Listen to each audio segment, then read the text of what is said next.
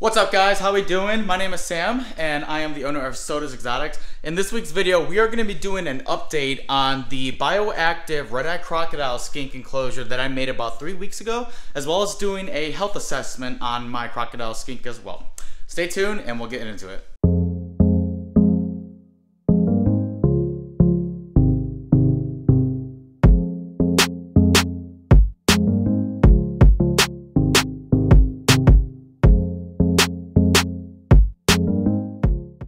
Alright guys, to jump just right into it, obviously if you've seen my video about 3 months ago, I made a smaller bioactive enclosure for my Red Eye Crocodile Skink in about, I think it's a 15 gallon.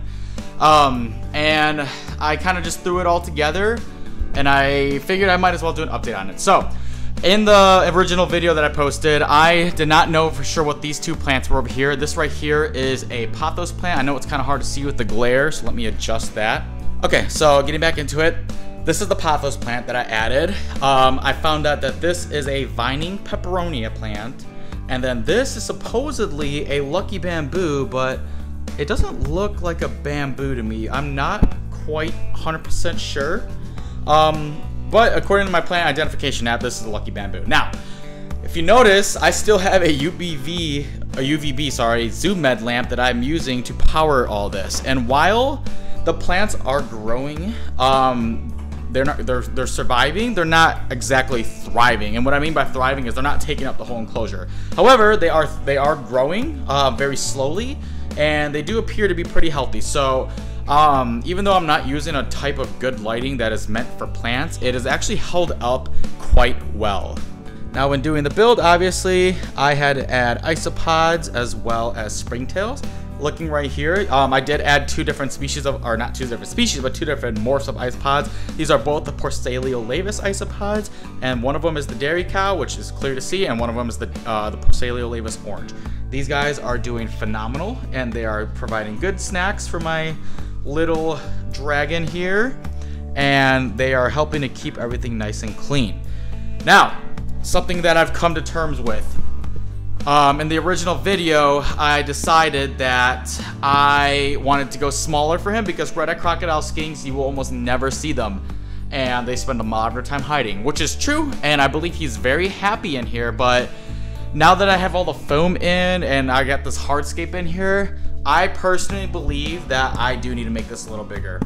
It's not that it's too small, but it's just a little bit cramped in here and I don't like that. So I want to get something that's a little bit longer, perhaps a 20-gallon long tank. The only issue is if I use a 20-gallon long, these plants, and when I add all the substrate and everything in there for the bioactive drainage and all that, the plants are going to be extremely tall for that plant, or for that terrarium. So what I might have to do is find plants that go over much longer over the enclosure, or possibly just use smaller plants. Okay, so now that I have all that done, I want to do a health assessment on my Red Eye Crocodile Skink here. Again, these are very shy animals. They do not like to be bothered, so I don't spend a lot of time bothering him. I never handle him, although when I'm checking on his health. They're very elusive, they're very shy, and they stress out very easily. So I want to make this quick and just look over some areas of him to make sure he's still healthy. So first thing I'm looking for is that he has clear eyes, and you can see here, his eyes are nice and bright. He looks very active, which is a sign that he's healthy. Now I want to see if I can get him to, just let me check his underside here. Now what I'm gonna be doing when I'm checking the underside is I wanna look for any signs of extra discharge near his anal vent, as well as signs of scale rot, any blowing of bubbles in his nose, but everything appears to look healthy. He's got all his toes, which is great. I'm presuming he is a wild-caught animal because most of the time Red Eye Crocodile Skinks are wild-caught, even though they say they're farm-bred, that still means they're wild-caught. But he's got all his toes, which is great. He is basically a mature male. His health looks pretty good in terms of his weight and everything. I know he is eating. So right now I would say that everything is going well for him. So I'm gonna go ahead and put him back and we'll continue on with the video. So again, I am very happy with the enclosure. I think it looks beautiful. It's like a small little slice of nature that's cut out, but I do want it to be a little bit larger, so he can have a little bit more hiding spots that I can incorporate into it. So I think what I might do is go with the 20-gallon long and use some more vining type plants. That way I can actually grow it along, as well as maybe along the actual background of the enclosure. And that way he has got a little bit more to do. Not that I think that this is anything too bad for him, but in my personal opinion, I'm kind of going back on what I said and thinking that this is in fact smaller than I would like. And I want it to be a little bit more incorporative for him. So with all that being said, again, I just wanted to show you guys an update of some of the bioactive enclosures that I have set up and how they are doing.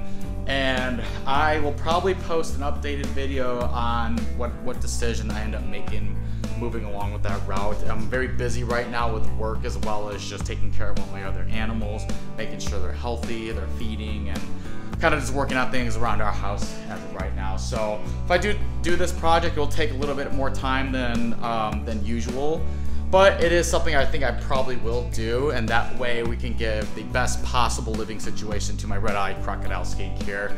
I do really want to get a female and just have a bunch of the 20-gallon enclosures that are small and easy to care for set up for them, and that way I can hopefully try to start breeding them myself. But it's not my main project that I'm going to be working on. Obviously my main focus is the tortoise and the hognose snakes right now. The hognose snakes obviously are going to be used to basically fund all my projects, so ideally that I'm not spending too much money taking care of all the tortoises. But those are all updates that will hopefully come along in time, and when those do come, I will share those along with you guys. So as always, I appreciate you guys for watching this shorter video on an update on everything, and I hope to catch you next time.